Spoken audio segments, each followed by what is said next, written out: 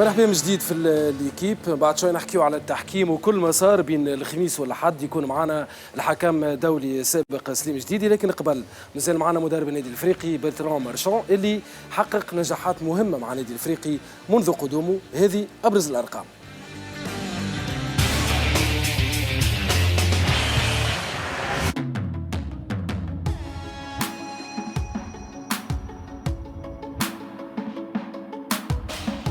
الرجا النفسية كلمة غالبا ما كنا نسمعوها وقت اللي الفريق يغير المدرب ويجيب واحد آخر. عامل نفسي مهم برشا، وكان أول عامل لعب عليه حمودية والهيئة التسييرية للنادي الإفريقي منذ توليهم رئاسة النادي في شهر نوفمبر. أول قرار كان إقالة الإيطالي ماركو سيموني، فشل ذريع ونتائج كارثية نجر عنها أجواء مشحونة داخل الفريق. الباساج متاع سيموني كان من أسوأ الفترات في تاريخ النادي الإفريقي، ممكن حتى أسوأهم، لا فقط على مستوى النتائج كيف على مستوى الأجواء وسط النادي. ولأن كرة القدم مش فقط تكتيك وتكنيك، التواصل في الكرة عامل مهم وأساسي لنجاح الفريق، وهذا ما رهنت عليه الهيئة التسييرية من خلال إقالة سيموني والاستنجاد بالعجوز الفرنسي برتران مارشون. وسبحانه مغير الأحوال، نفس الملاعبية اللي كانوا خارج الموضوع وأدائهم كارثي في فترة قريبة برشا، اليوم يرجعوا بريقهم ويتهزوا فوق الأعناق. لاعبين ما سجلتش ولا هدف أصبحوا اليوم يتنافسوا في وقت قصير على صدارة هدف البطولة. فريق كان في أشهر قليلة يتخبط من أجل الابتعاد عن المراكز الأخيرة اللي 7 جولات كاملة منذ بداية الموسم ما كفاتوش باش يخرج منها. اليوم موجود في المرتبة الثانية ويلعب من أجل العودة لرابطة الأبطال الإفريقية، ولما لا اللعب من أجل البطولة. هجوم ما كانش يفوت معدل هدف في المباراة الوحيدة، اليوم يسجل بين 2 و3 و4 أهداف في المباراة ويحسم ماتشواته على بكري.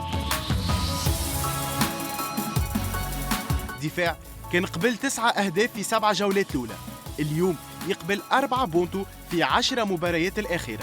تغيير راديكالي وبشهادة المنافسين للنادي الافريقي قبل حتى الأحباء متاعه، وإضافة واضحة لا فقط على المستوى الفني، تغييرات في الوقت المناسب، امتلاك الكرة، ثقة في النفس، وأهداف من كرات ثابتة وأهداف من كرات مخدومة.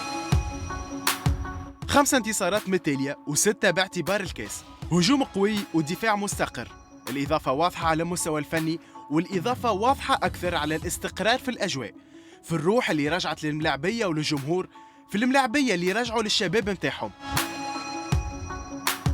وفي الجمهور اللي استرجع النادي متاعه.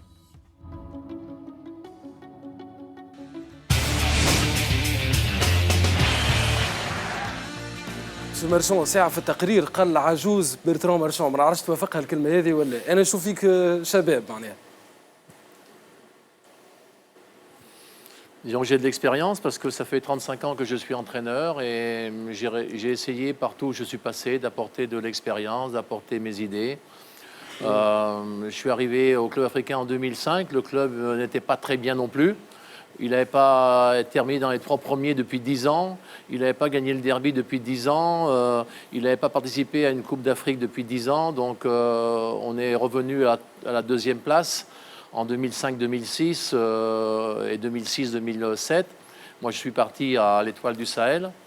Et dans l'Étoile du Sahel, ça a marché aussi parce qu'on a fait une saison extraordinaire avec un effectif jeune. Quand je suis arrivé, l'Étoile du Sahel avait vendu Chikawi pour gagner un peu d'argent. Et ensuite, on a quand même réussi à faire une saison. On n'a perdu que 2 matchs. On a perdu contre le Stade tunisien 3 jours avant la finale au Caire parce que la fédération n'avait pas voulu décaler le match. Et on a perdu la demi-finale de la Coupe du Monde. Sur une saison, c'était quand même extraordinaire aussi. Donc, je suis content de tout le travail qui a été fait avec tous ceux qui m'ont aidé, qui m'ont entouré, avec tous les gens qui étaient autour de moi, que ce soit au Club africain, que ce soit l'Étoile, et tous les capitaines que j'ai eus. Aujourd'hui, c'est Saber Khalifa, Wissem Yaya, qui est 2e capitaine que je connais bien parce que je l'ai eu en 2005. Zouer Dawadi, je l'ai fait venir au Club africain en 2006. Donc je connais tous les joueurs, comme je suis passé un peu en équipe nationale, donc j'ai connu Tijani Belaïd et pas mal de joueurs aussi qui sont passés avec moi en équipe nationale. Donc ça m'a donné un peu d'avantage par rapport à la situation et J'ai l'impression qu'en Tunisie, ça se passe bien, puisque depuis cette saison, les saisons avec l'Étoile, les saisons avant avec le club africain, ça s'est bien passé. Et les clubs ont progressé. C'est le plus important, c'est de faire progresser les clubs, de faire progresser les joueurs à l'entraînement. Je dis toujours que quand les joueurs progressent, l'équipe progresse. Et il faut faire un travail sérieux, il faut faire un travail calculé, que ce soit dans la préparation physique, dans la préparation mentale, dans la préparation technique, dans la préparation tactique. Tout est important. Par exemple, le match de l'Étoile, le match de l'Espérance, pardon. Je dis souvent aux joueurs que les matchs se gagnent sur les duels. Seuls à l'Espérance, Belali et Com ont gagné leur duel. Autrement, tous les autres duels ont été gagnés par des joueurs du club africain, dans la motivation, dans l'agressivité, dans l'envie. Et tout ça a fait la différence aussi. Il n'y a pas toujours que l'aspect tactique, il n'y a pas toujours que l'aspect technique, mais quand on est sur un terrain, on est 11 contre 11.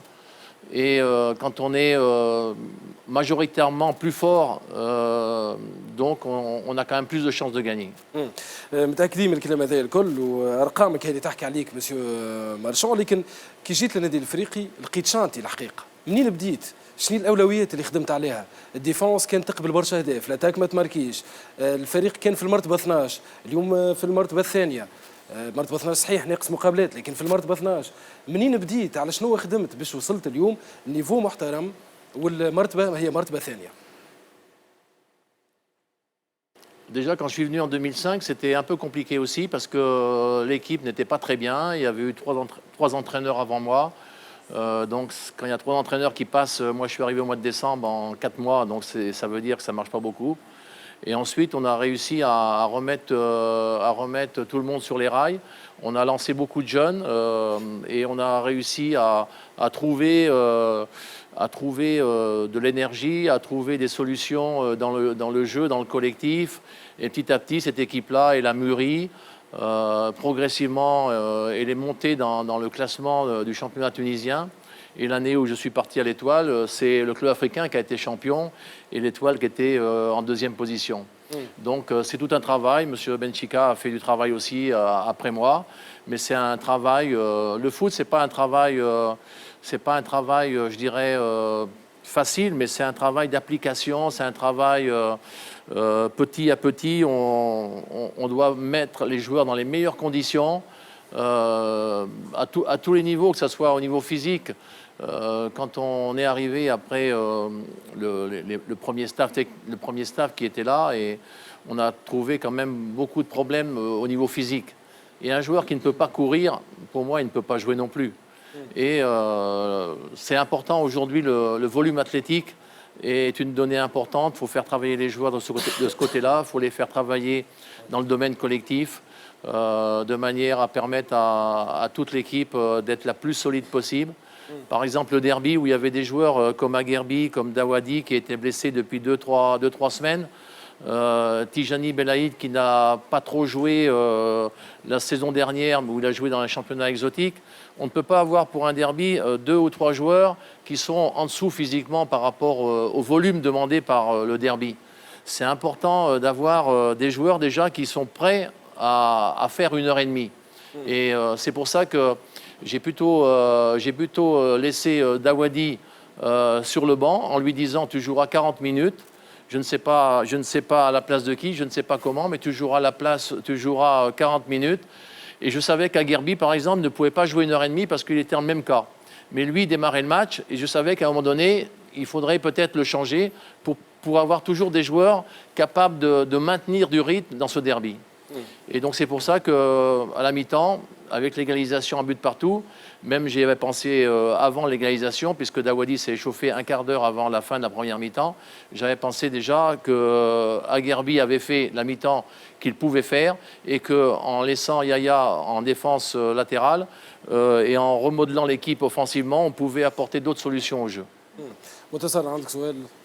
لا مش سؤال بالكونفيرماسيون للكلام هذا، سورتو لو كوتي فيزيك اللي حسب رايي انا ليكيب تبدلت سورتو حتى بارابور ال4 ماتشات الاولانيين، خاطر ما نساوش كان فما 4 ماتش قبل التريفي فيرنال، معناها يا جيرزيس ومدنين وليتوال المستقبل جابس قبل التريف يظل ما نعرفش بوتيتر كو بيرتون يبو كونفيرمي ستاج نتاع جربه نتاع التريف يظل ننفع برشا النادي الافريقي خاطر بعد الستاج نتاع جربه هذاك سي نورمال وقت اللي عندك وقت اونترينور وستاف تكنيك عنده بلوس دو تون باش يخدم باش يحط حاجات اون بلاس باش يحسن لو نيفو فيزيك نتاع اللاعبيه سورتو فيزيكمون الكلوب شفناه في ماتشوات قبل معناها ليكيب ما تجاوبش بلغتنا احنا فيزيكمون مثلا ماتش سي بي قعد لي في مخي بعد التريف وبعد الستاج نتاع جربه شفنا فريق واحد اخر معناها الخمسه ماتشوات الاخرانيين ليكيب واحده اخرى معناها داير يظل اليوم النادي الافريقي احسن ايكيب في 2018 معناها سي لا سول ايكيب عملت 5 فيكتوار وخذت دي بوان معناها على لي ادفيرسير ديريكت ليتوال عملت 10 على 15 في 5 جورني هذوما اسبيرونس عملت 8 على 15 نادي صفاقسي 7 دونك وقت اللي تاخذ 5 و7 و8 بونتو على لي ادفيرسير ديريكت نتاعك يلزمك تكون باهي تكتيكمون لازمك تكون باهي فيزيكمون سورتو ويلزمك تكون باهي او نيفو دو لومبيونس او نيفو من الفيستير دونك يظل ما نعرفش كان يوافقني مي نتصور الستاج نتاع سورتو بور ليسبري دو جروب والكوهيزيون ستاج نتاع جربه يظل نفع النادي الافريقي برشا. مسيو مارشون تعتبر انه عندك احسن افكتيف اليوم بين الفرق اللي تتنافس على المرتبه الاولى والثانيه؟ تعتبر انه عندك احسن افكتيف اليوم؟ Non, on a un effectif intéressant, mais aujourd'hui, depuis 2 mois, on essaie de travailler collectivement pour que l'équipe s'améliore sur le plan collectif, qu'il y ait un projet de jeu auquel adhèrent tous les joueurs du groupe. Parce que depuis 2 mois, on est quand même remonté au classement en passant de la 12e place à la 2e place, mais on a quand même perdu également 8 joueurs. Aujourd'hui, on joue sans étrangers. Opoko est rentré aujourd'hui, mais on est la seule équipe en Tunisie à jouer sans étrangers. Il y a 2 mois et demi, il y avait Chenini, il y avait Belikter, il y avait Opoko qui jouait, bien sûr. Donc là, il est revenu, donc c'est un plus pour nous.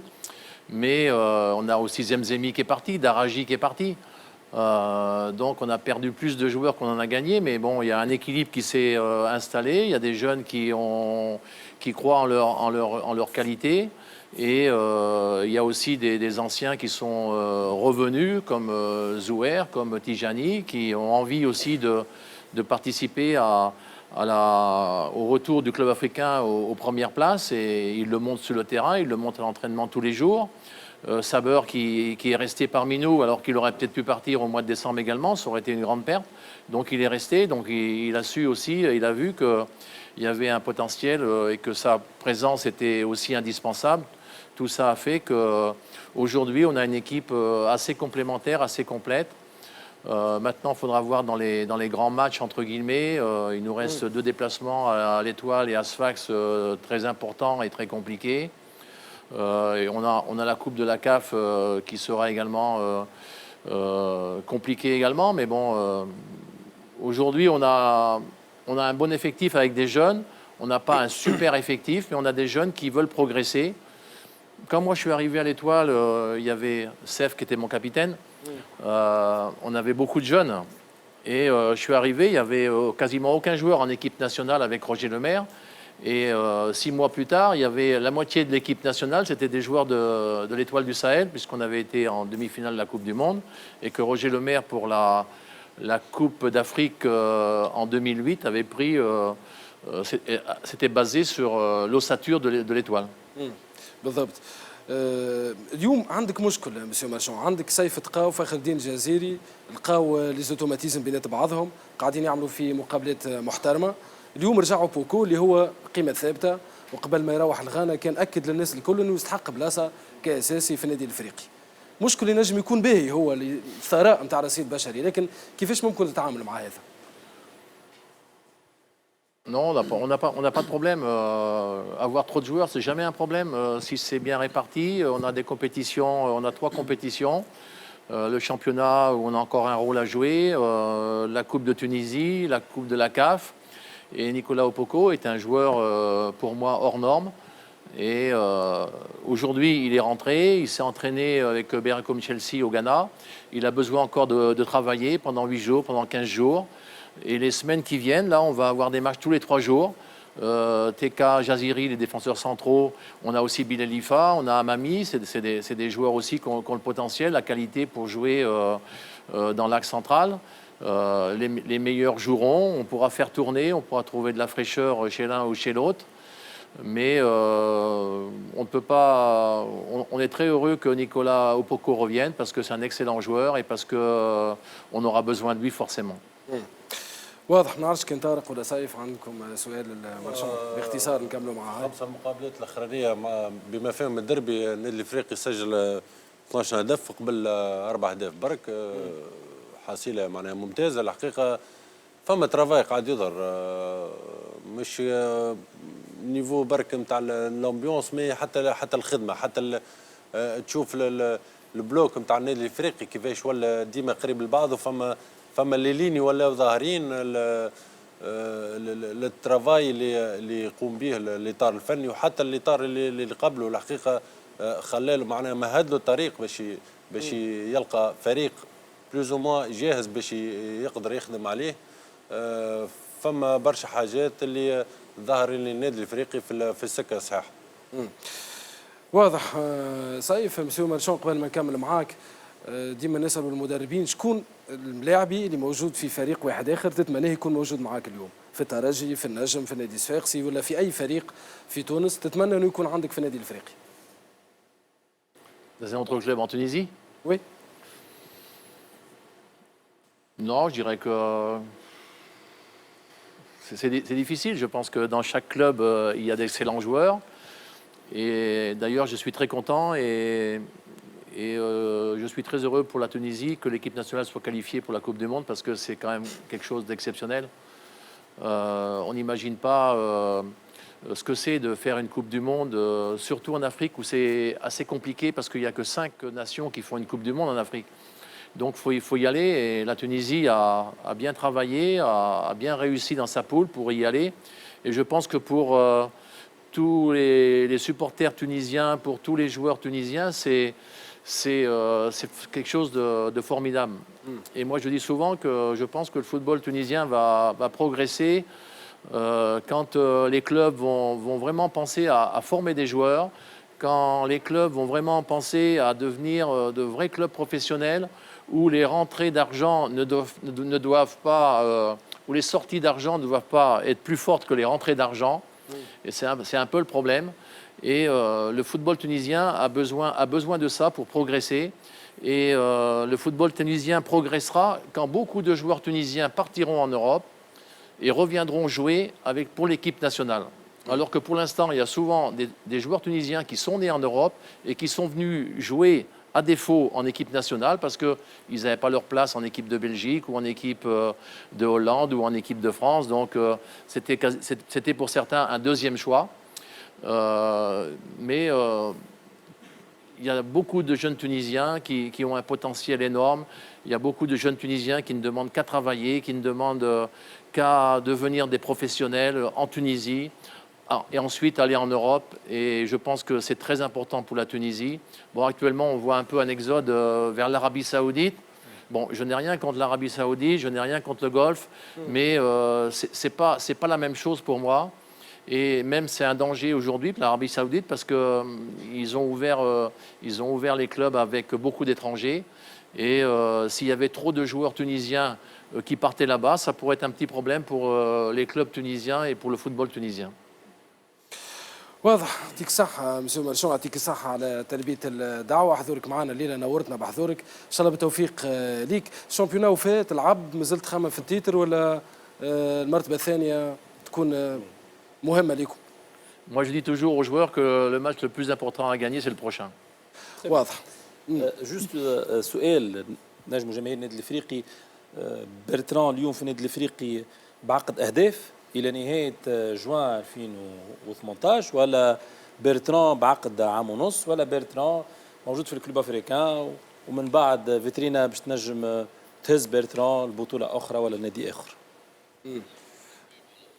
عقدك مع النادي الافريقي On attend que les objectifs soient atteints. Lesquels? Non, le club africain, c'est un club de cœur pour moi parce que si je suis venu, c'était surtout pour aider le club africain, Quand je suis arrivé la première fois au parc, que j'ai vu le parc, je ne l'avais pas vu depuis 8 ans, j'avais envie de pleurer, quoi, hein. On ne peut pas laisser un parc avec cet emplacement extraordinaire au bas de l'avenue Bourguiba. On ne peut pas laisser un parc comme ça en ruine. Heureusement, les dirigeants actuels, beaucoup de personnes vont se donner la main pour que ce parc-là revienne ce qu'il était. C'est quand même la maison du club africain, le parc d'entraînement, un centre d'entraînement. Aujourd'hui, on s'entraîne une fois à Radès, une fois à Gamart, une fois à El Menza. On a des conditions beaucoup moins favorables que ceux qui sont avec nous à la lutte dans les 4 premières places du championnat. Sfax, l'Étoile ou l'Espérance, ils ont quand même des conditions de travail, je pense, supérieures. Donc on a encore cet obstacle-là, mais je pense qu'il va être réglé. C'est l'affaire de tout le monde, de tous les supporters, et au travers des SMS, le club va récolter de l'argent pour que le parc redevienne ce qu'il était, le centre d'entraînement, le centre de vie du club africain, parce que c'est très important, un centre de vie pour un club comme le club africain. شكرا لك مسيو مارشون، يعطيك صحة. موتيفاسيون كبيرة هذايا من مدرب النادي الافريقي الأحباء، حتى تصويرة البارك وبارك النادي الافريقي يكون أحسن في قادم الأيام. شكرا مسيو مارشون. احنا باش نرجعوا نحكيوا على أهم مسار في الجولة 19 وخاصة ديربي جابس. نتابعوا تقرير هذايا ثم نعود للتعليق في البلاتو.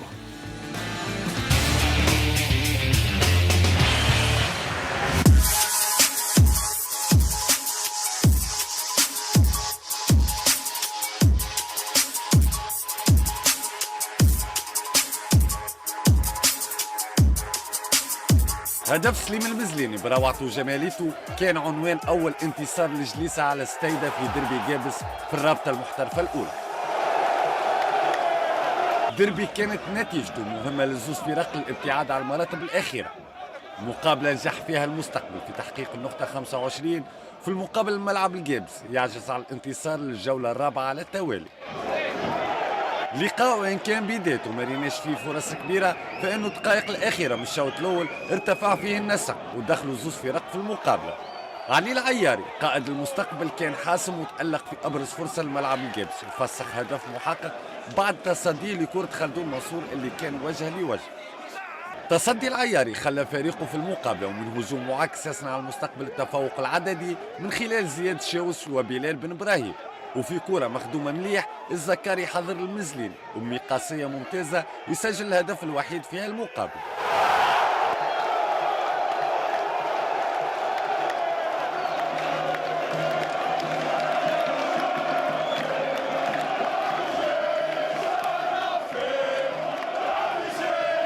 بعد الهدف والفرحة الهستيرية توقف اللعب لمدة 4 دقائق، وقام هيثم القصعي بإقصاء كل من مدرب جليزة مرسي محمود واللاعب الاحتياطي مروان السعيد والكاتب العام لستيدا طارق موسى.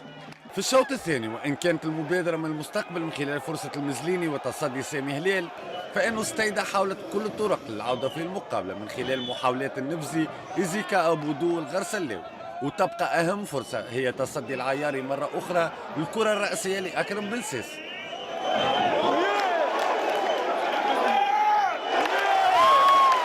مدرب المستقبل تعامل بذكاء وقام بتغييرات دفاعيه للمحافظه على النتيجه ونجح ملاعبيته خاصه فورمة العياري في الخروج ب3 نقاط في انتصار تاريخي على الجار. اليوم دخلنا للتاريخ تاع زليزة ضال الناس الكل تستنى في الماتش هذا وفي الربح هذا الحمد لله كنا في المستوى. هني جماهير مستقبل رياضي بجابس العريضه على الانتصار هذا اللي كنا نستنوا فيه برشا. سيتي ميريت للجمعيه هذايا واستحقاق. مقابله عرفت نهايه سلبيه بين اللاعبين ونزول الجماهير الجليزه للميدان.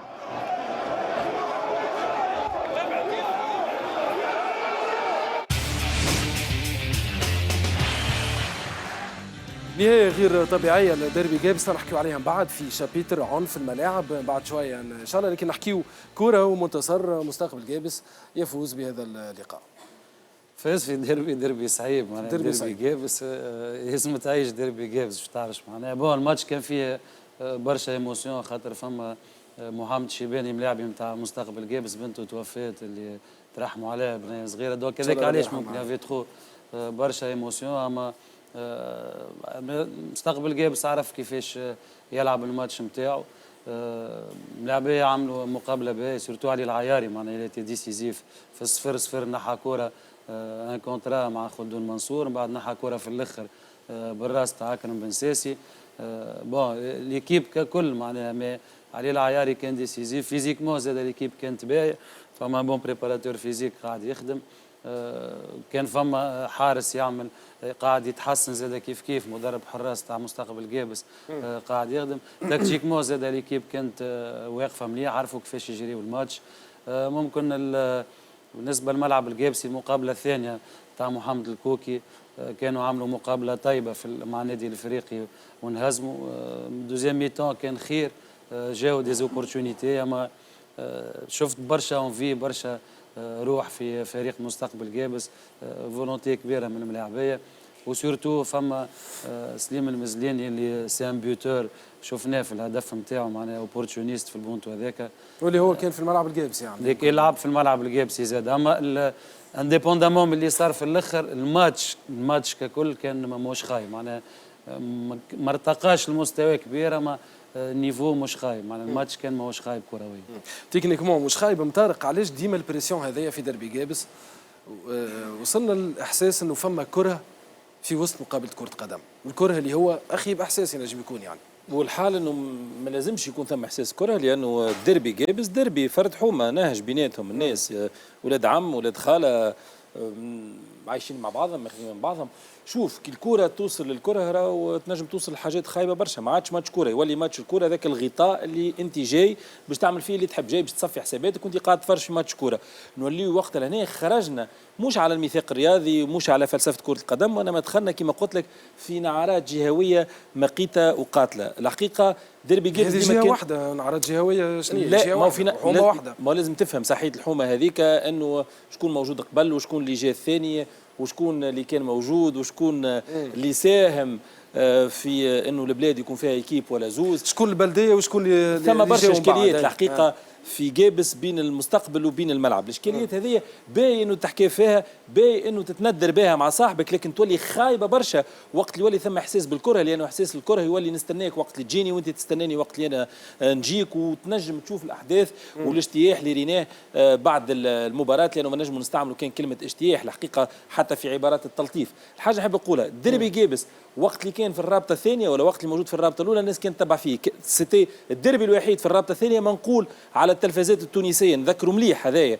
لكن ثم حاله الاحتقان، ثم حاله نوع موجود نقولوها من الكراهيه من تصفيه الحسابات، ما توصلش لانه باش نضربك والا باش نعتدي عليك والا اني نخمم اني باش نوصل في اعتداء جسدي عليك. خاطر لازمنا نقولوا الكلام هذا باش نقفوا في اللي صار اليوم في احداث ديربي جابس. اذا كان ما نقفوش فيها وما نلقاوش حل فيها راهو عام الجاي ثم مشكله اخرى، وبعد عام الجاي ثم مشكله اخرى، وبالتالي لازمنا نقولوا تفوا انه ثم اشكال، ولازم العقلاء الكلمه اللي ما نحبهاش لكن لازم العقلاء يقعدوا يلقاو حل بين الناس. يا خويا ما تحبوش اما ما تكرهوش بعضكم، ينجم يكون ثم مساحه وسطى، البلاد قايمه اليوم على التوافق، ما يحبوش بعضهم زوز اللي يحكموا لكن متوافقين، ثم مصلحه مشتركه، المصلحه المشتركه هي جابس، هي اهالي جابس، هي مدينه جابس. خلي ليفور نتاعك في عوض الغش والضرب والمضروب، خليه ايفور باش تطالب الدوله تعمل لك استاد اخر، ما يكونش عندك استاد واحد يلعبوا فيه الكوبسيه الزوز. خلي الانرجي بوزيتيف نتاعك، خاطر نعاود نقول كان ما نقفوش على اللي صار، ما نقولوش الحقيقه، ما نسميوش الحكايه كما هي، راهو ننتظروا ان شاء الله لا عام الجاي ولا في اللقاءات القادمه ما هو اسوء. الانرجي بوزيتيف اللي كنت تتكلم عليها دخلها النجم الساحلي، يقدم مقابله ممتازه ضد نجم المتلاوي وربح بكارتون. نرجع نشوفوا اهم ما صار في المقابله هذه ثم نعود.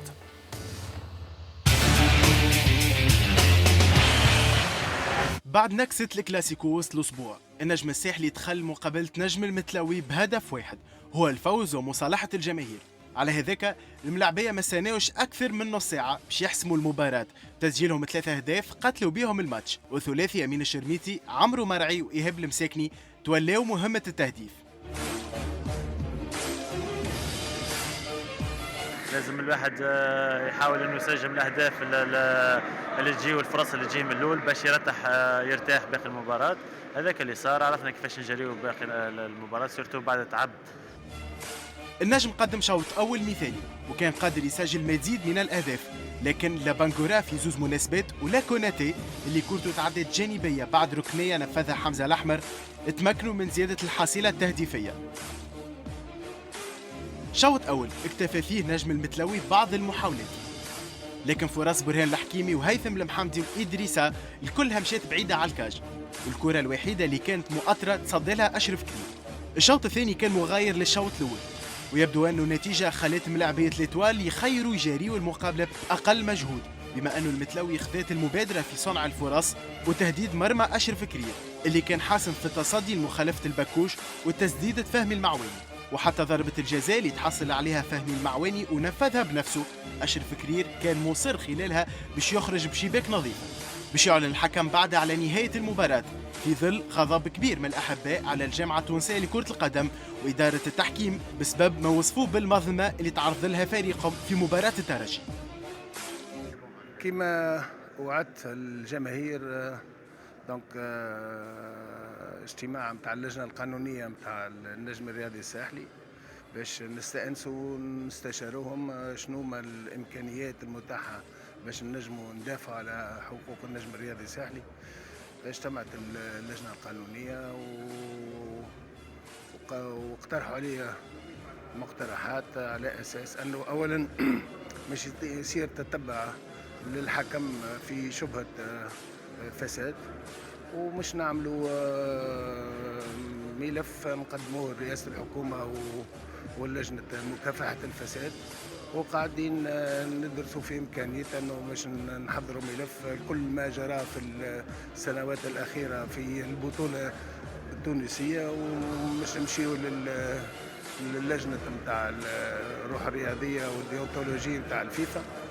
وكما عدنا الجماهير قررنا عزم، واللي نحب نقوله ونوضحوا راي الأمور ما هيش ضد جمعية ولا جمعية ولا على مقابلة ولا حاجة، إلا صار وما عندناش مشكلة مع أي جمعية. المشكلة الوحيدة هي ضد منظومة موجودة نعرفوها تخدم في الخفاء قاعدة تغير في نتائج المقابلات. هزيمة اليوم لأن فما برشا ظروف وبالأساس هي ظروف مادية نظرا لتخلي شركة صوت قفص على معناها وقوفها بجانب نجم التلوي منذ 5 أشهر. اللاعبين اليوم ما استلموش مستحقاتهم المادية منح الانتاج كيف برشا عوامل اليوم اللي خلت نجم التلوي معناها في الظرف هذا. اليوم شفتوا الناس كلها اليوم الجمعية تحسها ما فماش روح ما فماش عزيمة. سيف نجم ساحلي في صحة جيدة بعد مقابلة الكلاسيكو يستعيد العافية نتاعو ويربح المتلوي بالطريقة وبالنتيجة. صحيح بعد مقابلة الكلاسيكو فما تغييرات أول حاجة، فما غيابات كما عمار جمل وعلي البريقي العقوبة. شفنا اليوم شهاب اللي خذا لاكس هو وكوناتي ورامي البدوي مشى على البارتي اليمين. شفنا زاد كيف رجوع المساكني اللي اعطاه الاضافه. الحقيقه الإتوال عملت كل شيء في 30 دقيقه الاولانيه، وشفنا زاد في 30 دقيقه الاولانيه شفنا كل شيء، شفنا لي زابيل دو بال، شفنا لي تريونغولاسيون، شفنا كل شيء. الإتوال لعب بريتم قوي برشا اللي والحقيقه فما برشا غلاط زاد عملتهم المتلوي اللي ضد الإتوال، ضد المهارات اللي موجوده معناها ما ترحمش. عمرو مرعي اللي قلق برشا باللي زابيل نتاعو في ظهر المدافعين. الحقيقه لي زابيل نتاعو قويين برشا. الشرميتي اليوم يرجع للتسجيل.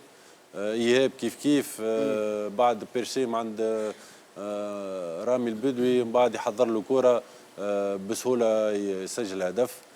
صحيح مقابله الكلاسيكو تخلي برشا مراره على خاطر معناها كي نشوفوا مقابله الدربي كان نجم الرياضي الساحلي كان معناها على بعد نقطتين على الترجي اذا كان قعدت النتيجه 2-1. ما الولاد عملوا رياكسيون مزيانه برشا. المدرب عرف كيفاش يحط الفريق في المقابله وينسي مقابله الكلاسيكو. يظهر لي حتى الشوط الثاني ملاعبيه النجم الرياضي الساحلي يزون جيري الماتش. ما كانش فما ريتم كبير برشا. حتى المحاولات نتاع النجم المتلوي ما كانتش ذو خطوره. الفرصه الوحيده اللي محق هي ضربه الجزاء وتصدى لها اشرف كرير اللي قاعد من مقابله لمقابله يكونفيرمي البلاصه نتاعو. ما ننساوش راهو مش سهل باش تعوض جارديان في قيمه ايمن المثلوثي اللي هو ليجوند في الإيطوال. مقابلات مازالت وقدام النجم الرياضي الساحلي.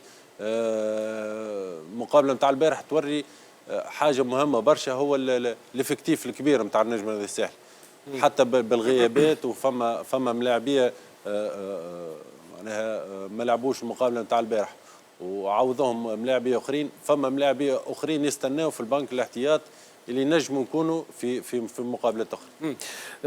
طارق باختصار في موضوع مخاطبه السلطات وشكوى الى الفيفا بالنسبه للنجم الساحلي، كيفاش نجموا نعلقوا على الانيشيتيف هذايا من النجم الساحلي؟ هو التعليق يتطلب برشا تفاصيل بخصوص الاجراءات التي يمكن اتباعها في مثل هذه الحاله، ولكن بعجاله.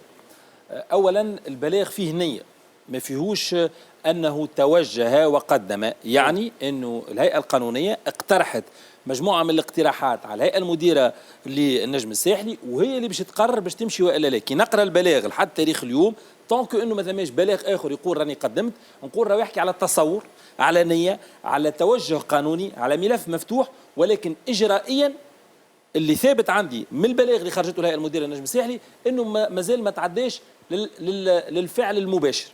في حاجتين، فيه تشكي محلي وفيه نية التشكي الدولي. التشكي المحلي قرر باش نقدم شكاية جزائية. الشكاية الجزائية شو معناها؟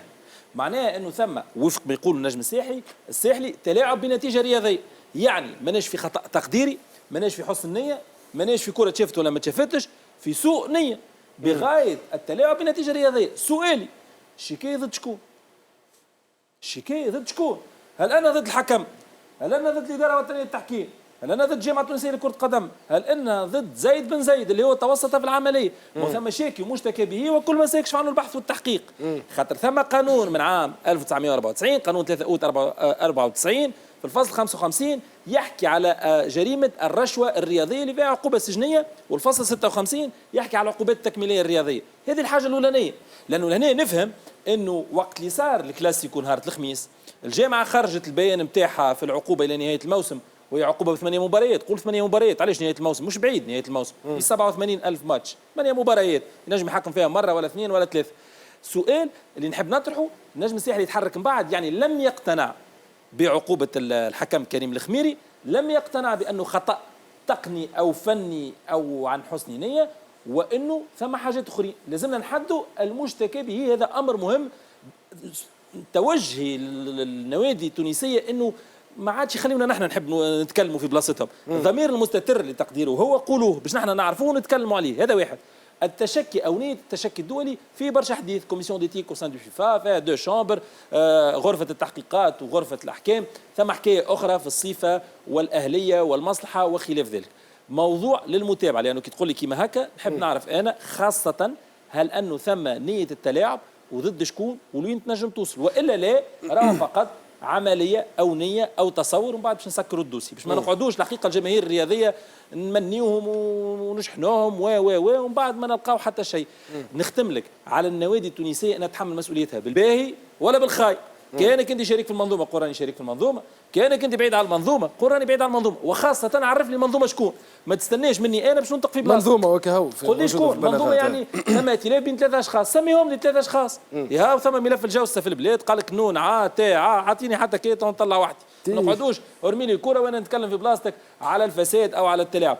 انت موجود، انت تعرف، انت ريت، انت قررت، تفضل قول للناس كل راهو نحكي هذايا للناس كل، او خلينا نقولوا راهو هذه اخطاء عاديه وقابله وموجوده في اللعبه باش نحن زاد نفهموا رواحنا ونعرفوا رواحنا وين نحكي. باش نحاولوا نفهموا رواحنا زاد. طارق في موضوع التحكيم تكلمنا على كريم الخميري، هيثم قيرات، بين الكلاسيكو والدربي، بين العقوبات اللي تم اتخاذها، يعني كل المستجدات في موضوع التحكيم في المرحله اللي تعدت في الاسبوع اللي تعدى. نرجعوا لها بعد لحظات. قبل هذا الكل بيبليستي راجعين لليكيب.